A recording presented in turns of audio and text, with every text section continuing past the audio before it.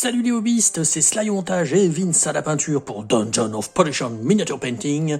Sur ce tuto, on se fait la peinture d'un Stormcast éternel de la Storm Host des Hammers of Sigmar à la Citadelle Contrast.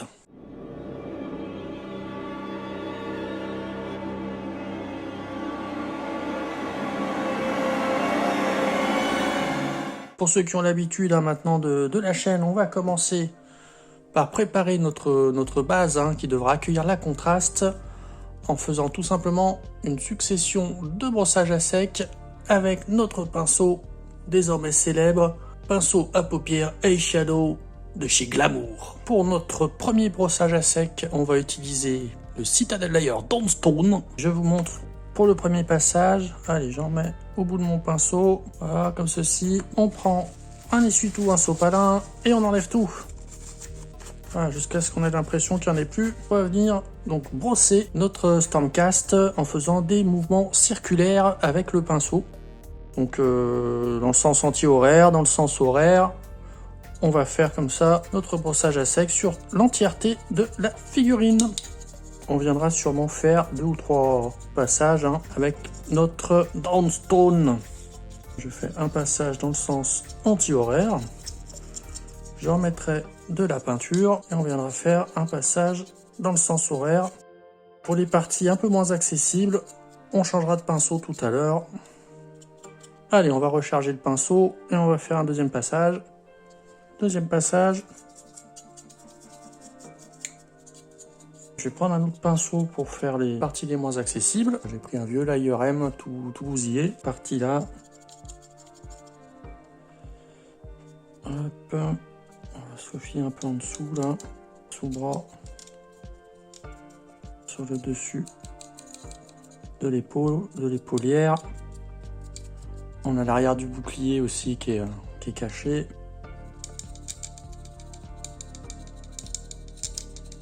Et oui, ça prend 5 minutes pour le premier brossage à sec. On attend un petit peu que ça sèche et on va attaquer notre deuxième brossage à sec avec un gris plus clair. On va utiliser un Layer Ulzuan Grey. Je vais venir reprendre mon pinceau maquillage Glamour.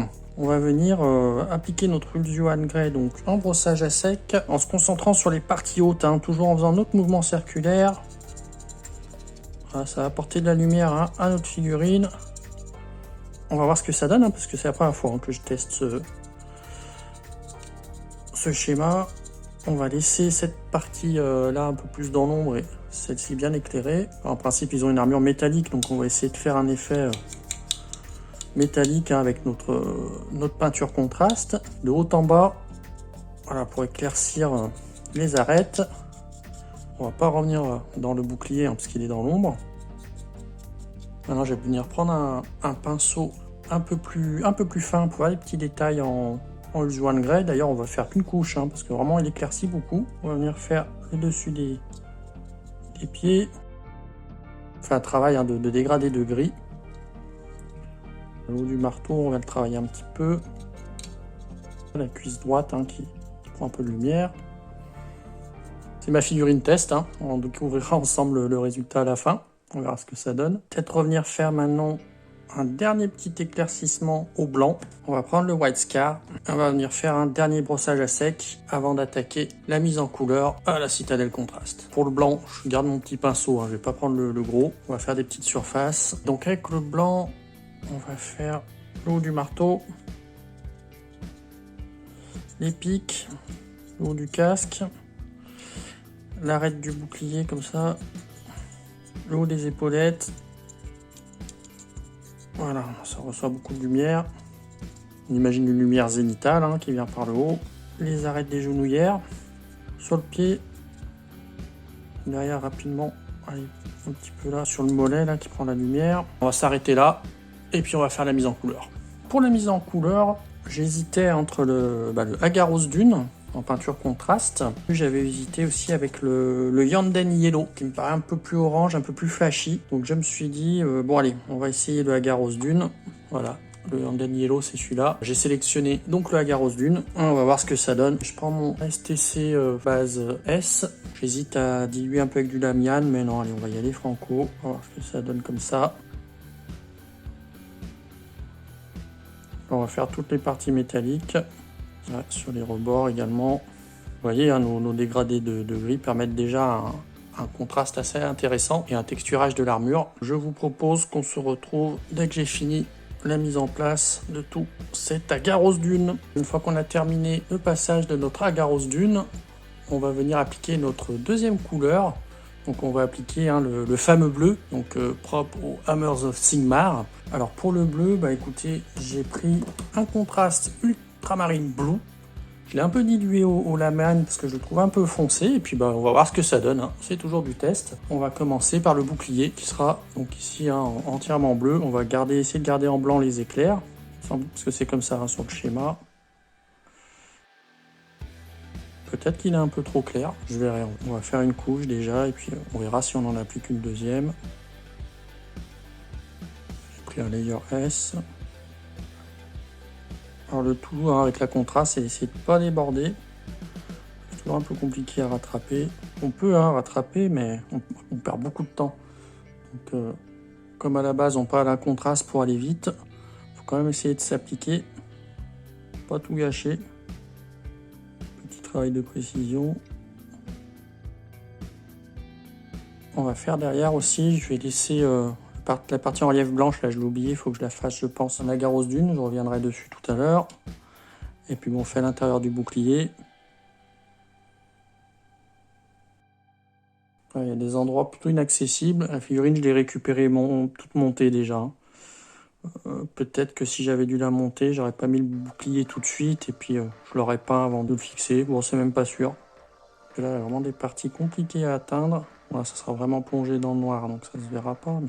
on va faire le haut des épaulières. Je vais essayer cette fois avec le Ultramarine Blue, mais pur, sans le diluer. Le petit doigt, coller la figurine pour se stabiliser.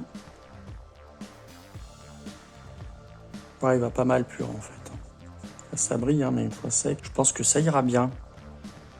On va faire l'autre côté en essayant de ne pas baver sur le marteau doré et les éclairs blancs. Le petit doigt pour se stabiliser.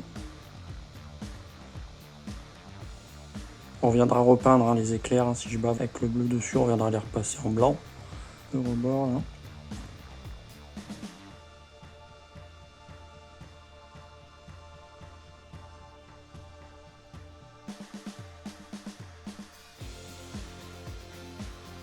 On va venir faire un passage sur le bouclier.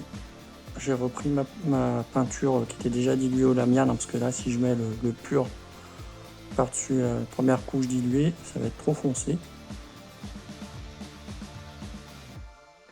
Je tire bien la peinture pour pas faire des taches. La partie haute ici, et ça sera bien pour le bouclier. On se tord les poignets, on essouffle du pinceau.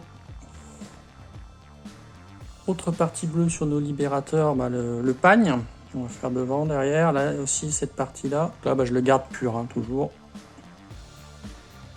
Je pense que ça ira très vite pour la peinture. On pourrait rester juste à la peinture contraste, on verra. Je vais faire tout le contraste. Vous verrez que ce sera parfait pour aller sur vos tables de jeu. Mais quand même, on peaufinera un peu avec quelques éclaircissements, quelques réaux pour faire péter la figurine un peu plus. Mais je crois que juste à la contraste, ça va rester vraiment super sympa. Ça vous permet de peindre votre armée quand même rapidement.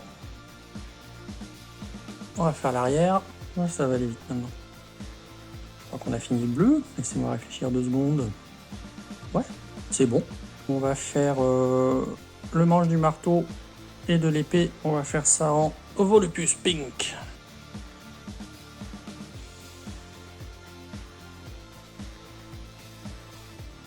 Ouais, il va bien ce Volupus Pink. Il s'accorde très bien au reste de la figurine.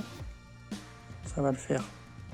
On va faire les parties métalliques du marteau ici, là. On va faire aussi la côte de maille là sur le pagne. On va sortir notre bon vieux Basilicanum Grey. On fait le marteau.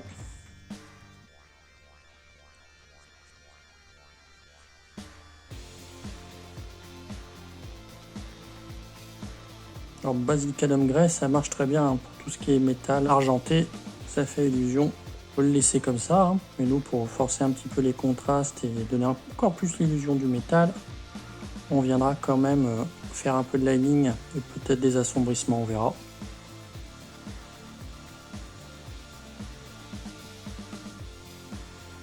Ok, qu'est-ce qui reste en métal? Oui, on a dit la côte de maille sur le pagne. Voilà, c'est fait. Qu'est-ce qui va nous rester? Comment on appelle ça? Cette partie-là de... Ah mince, l'espace marine, ils ont les mêmes. Ah zut, j'ai un trou. C'est pas grave, je retrouverai. Donc on va faire ça en skeleton horde. Et on viendra faire les parties ici, là, vêtements un peu à l'intérieur.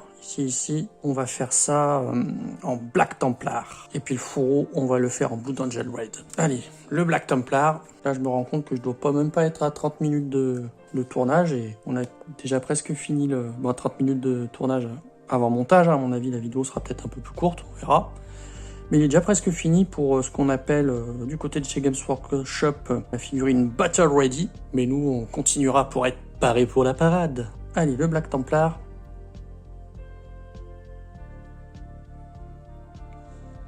Là, c'est un tout petit peu plus délicat, ça va aller. On va faire la ceinture derrière, là. La ceinture, elle continue là, mais elle est bien dans l'ombre, ça ne verra pas trop. Je laisse le blanc, là, ça fait un peu de lining. Pour le Black Templar, eh ben, on est bien.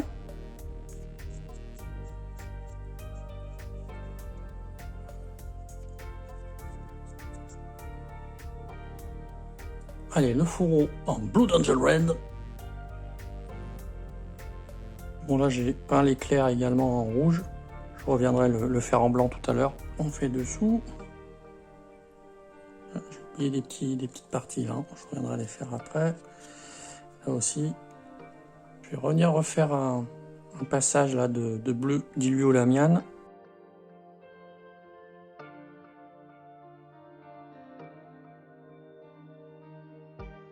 On est prêt pour la bataille, vous pourriez déjà finir votre socle et votre Liberator des Hammers of Sigmar pourrait déjà être prêt, mais nous on va aller un peu plus loin. Premier travail complémentaire qu'on va faire pour pousser un petit peu le niveau, on va essayer d'ombrer les parties métalliques, les parties d'armure, censées représenter du métal pour apporter un contraste un peu plus fort. On va utiliser un Gorgontafur qui est un marron foncé et on va venir en mettre un petit peu dans les creux de l'armure. Ça sera pas vraiment du NMM, on essaye de s'en rapprocher sans trop se casser la tête. Ça va faire un petit peu un effet comics, un effet BD. On va s'amuser avec, voir ce que ça donne. On va essayer là. Voilà, je tire dans l'ombre. Ici, là. On va essayer d'en mettre dans tous les creux. Ici, par exemple, sur la jambière. Ça assombrit vachement. Là, je vais venir frotter un petit peu pour faire une petite transition comme ça. Au niveau du gorgerin, on va laisser comme ça. Là, c'est parti dans la lumière. Ça fait une alternance. Sur l'épaule, ici, on va essayer d'en mettre là, comme ça. Vous voyez, ça tranche beaucoup. J'essuie mon pinceau et puis on va venir un petit peu flouter comme ça là, la transition. Pareil de l'autre côté. C'est peut-être un peu violent, je sais pas, on verra. On verra après ce que ça donne.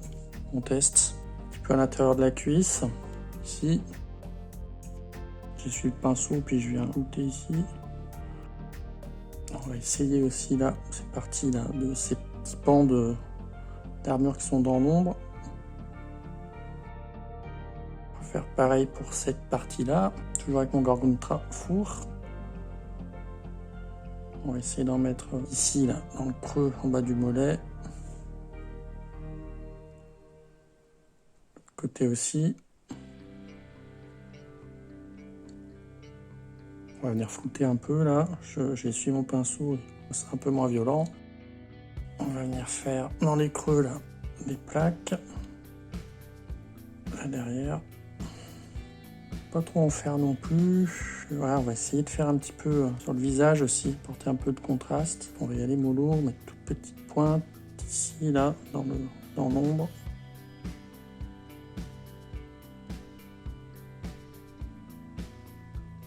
Tout petit peu au niveau du nez, dessous. Encore un petit peu là et là sur les épaules.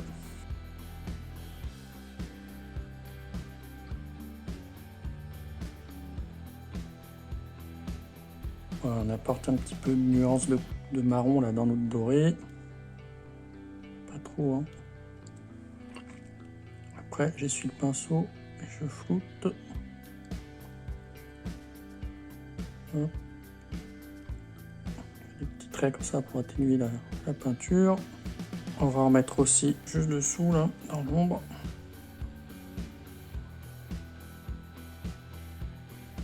Un petit peu là, au niveau du bouclier. Comme ça, on suit la sculpture dans le creux. Je mets vraiment des tout petits points de contraste parce que après ça recouvre bien, ça marque bien. On va rajouter un tout petit peu dans le creux là, de la tempe. Faire une transition là. On va arrêter là avec le marron avant de faire des bêtises. Je trouve que ça rend pas mal comme ça. Et donc maintenant on va prendre le wet scar, vous allez le diluer avec un peu d'eau et on va faire tous nos linings, nos petits points de lumière. Ce sera la touche finale. Alors on va commencer par faire un peu de lining sur les parties métalliques. Hop, je suis mon pinceau là, comme ça, et rehausser notre marteau. On va faire toutes les arêtes. Je fais comme si c'était un NMM. Hein. D'habitude les NMM sur mon métal, je viens faire toutes les arêtes en blanc. Bah là on va faire pareil, même si on n'a pas vraiment fait un boulot de NMM, mais on en donne quand même l'illusion. De gauche, on va faire aussi l'angle ici. Le petit doigt pour caler. On va faire tous les petits clous. Ils sont vraiment petits en plus ceux-là. Et je viens avec la tranche de la pointe de mon pinceau. On va faire le haut du bouclier. Cette partie incurvée aussi. Je vois avec la tranche du pinceau. Voilà, les rebords des épaulières, on va faire également les tours des genouillères, cette partie-là. Ça va être le plus fastidieux, mais là, la figurine est terminée, hein, donc c'est du petit détail qui tue.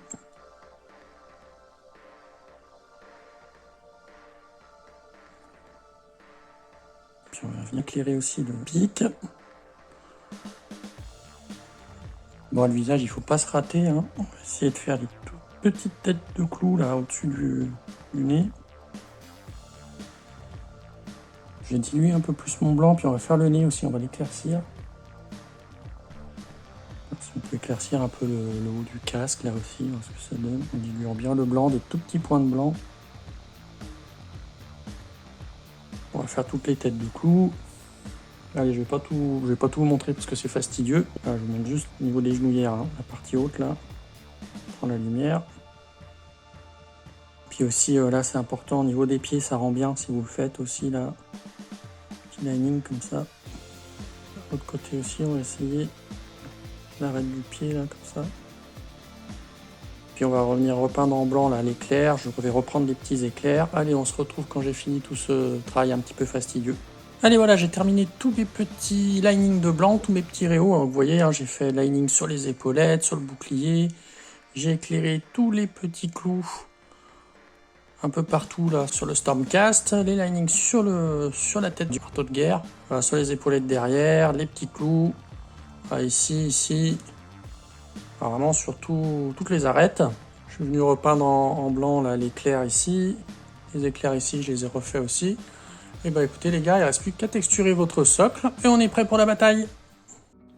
Et voilà, notre Stormcast aux couleurs des Hammers of Sigmar est prêt pour la bataille. Comme d'habitude, si ce tuto vous a plu, n'hésitez pas à nous lâcher un gros pouce vers le haut. N'hésitez pas également à commenter si vous avez des questions ou des suggestions. Et bien sûr, si vous souhaitez continuer de découvrir le contenu de notre chaîne, n'hésitez pas non plus à vous abonner. Et je vous dis à bientôt sur Dungeon of Pollution Miniature Painting.